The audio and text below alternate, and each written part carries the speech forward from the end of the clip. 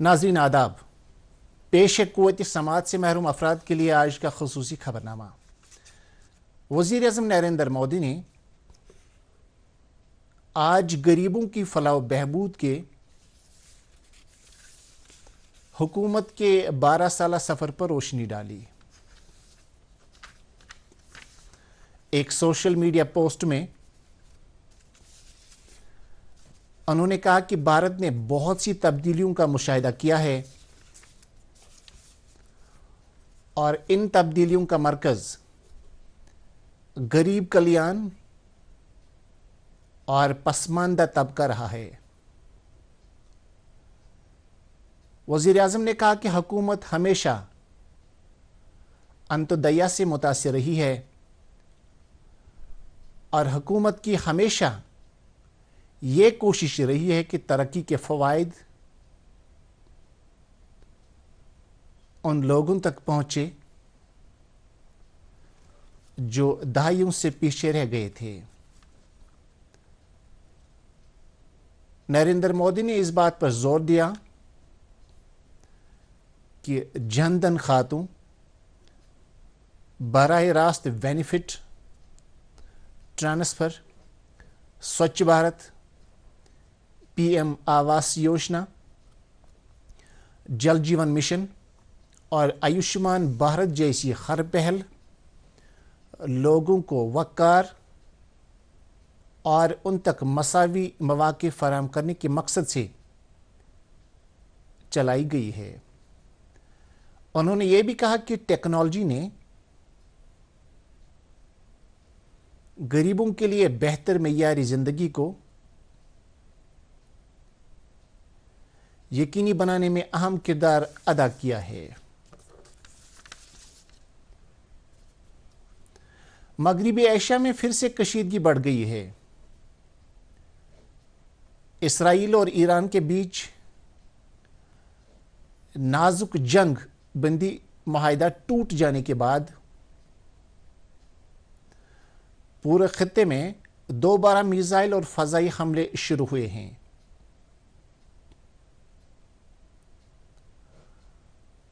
Iran ने Israel की जानिब कल रात बैलिस्टिक मिसाइल दागे और कहा कि इस हमले ने शुमाली इसराइल में रमत डेविड एयरबेस को निशाना बनाया। तेहरान ने इन हमलों को बैरूत के जनूबी दाहिया ज़िले में इसराइल के फ़ज़ाई हमलों का जवाब करार दिया। दोनों मुल्कों के दरमियान आज कशीदगी में उस वक्त मज़ीद तेज़ी आई जब इसराइल की फ़ौज ने ऐलान किया कि उसकी एयरफोर्स ने मगरबी और वस्ती ईरान में फ़ौजी ठिकानों पर हमला किया। इन हमलों में फ़ौज के बुनियादी ढांचे और राडार तनसीबात को निशाना बनाया गया। इसराइल और ईरान के दरमियान कशीदगी में फिर से तेज़ी आने से दोनों मुल्कों के दरमियान अप्रैल से चली आ रही जंगबंदी की कोशिशों को ज़बरदस्त दचका पहुंचा है। लेफ्टिनेंट गवर्नर मनोज सिन्हा ने कहा है कि कानून नाफिज करने वाली एजेंसियों को खुली छूट दी गई है कि वो नार्को टेरर इकोसिस्टम का पूरी तरह कला कमा करें।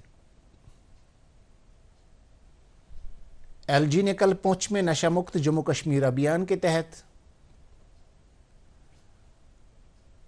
पद यात्रा में शिरकत करते हुए इन ख्यालात का इजहार किया।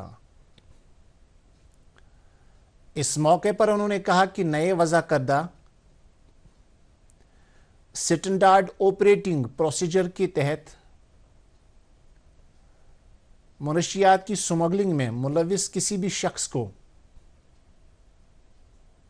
بلا تاخیر سخت کارروائی اور نتائج کا سامنا کرنا پڑ رہا ہے۔ ایل جی نے کہا کہ پد یاترا یو ٹی کے سبھی 20 اضلاع میں منعقد کی گئی ہے اور اس کا واحد مقصد یہی ہے کہ جموں کشمیر کو منشیات سے پوری طرح پاک کیا جائے اور نارکو ٹیررزم کا خاتمہ ہو۔ منوج سنہا نے کہا کہ نشہ مکت جموں کشمیر ابھیان کے تحت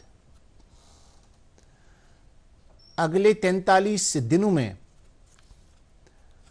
ہر شہری، پنچایت اور وارڈ کو منشیات فروشوں کے خلاف متحد ہونا چاہیے اور منشیات کے مضر اثرات کے حوالے سے جانکاری عام کرنی چاہیے۔ ایل جی نے کہا کہ وہ شہریوں کو پھر یہ یقین دلا رہے ہیں کہ ہم تابناک مستقبل کے چراغ کو روشن کر کے ہی رہیں گے۔ امتحان منعقد کرانے والی قومی ایجنسی این ٹی اے نے نیٹ یو جی 2026 کے دوبارہ امتحان کے لیے سٹی انفارمیشن سلپ جاری کی ہے۔ این ٹی اے کی طرف سے جاری کی گئی نوٹس کے مطابق یہ امتحان اس ماہ کی 21 تاریخ کو ملک کے 551 شہروں میں اور ملک سے باہر 14 شہروں میں دن میں 2 بجے سے شام 5:15 بجے تک پین اینڈ پیپر طریقہ کار کے تحت منعقد کیا جائے گا۔ ڈپٹی کمشنر کپواڑہ شری کانت سوسے نے کل سب ضلع اسپتال کپواڑہ کا اچانک دورہ کیا اور وہاں فراہم کی جانے والی طبی سہولیات اور خدمات کی دستیابی کا جائزہ لیا۔ دورے کے دوران ڈپٹی کمشنر نے اسپتال کے مختلف شعبوں کا معائنہ کیا۔ انہوں نے وہاں مریضوں اور ان کے تیمارداروں سے ملاقات کی اور انہیں فراہم کی جانے والی طبی خدمات کے معیار کے بارے میں براہ راست رائے حاصل کی۔ موصوف نے اسپتال انتظامیہ کو ہدایت دی کہ ڈاکٹروں، نیم طبی عملے اور دیگر ملازمین کی بروقت حاضری اور 24 گھنٹے دستیابی کو یقینی بنایا جانا چاہیے تاکہ مریضوں کو وقت پر مؤثر طبی خدمات فراہم کی جا سکے۔ بڈگام ضلع میں غیر قانونی کان کنی کے خلاف ایک بڑی کارروائی کے تحت ڈسٹرکٹ منرل آفیسر بڈگام نے پولیس انفورسمنٹ ٹیموں کے قریبی اشتراک سے ضلع کے چاڈورہ، بیروا اور بڈگام میں ایک زوردار مہم چلائی جس کے نتیجے میں 16 گاڑیوں بشمول ایک جے سی بی مشین کو ضبط کر لیا گیا جو غیر قانونی طور اور بلا اجازت معدنیات نکالنے اور اس کی ٹرانسپورٹیشن میں ملوث تھے۔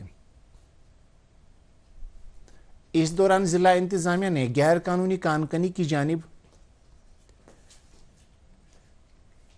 زیرو ٹالرنس کی پالیسی اختیار کرنے کے اپنے عزم کو دہرایا اور خبردار کیا کہ ایسی مہمات مستقبل میں جاری رہیں گی۔ اس کے ساتھ یہ خبر نامہ ختم ہوا۔ آپ سے اجازت چاہیں گے۔ اللہ حافظ۔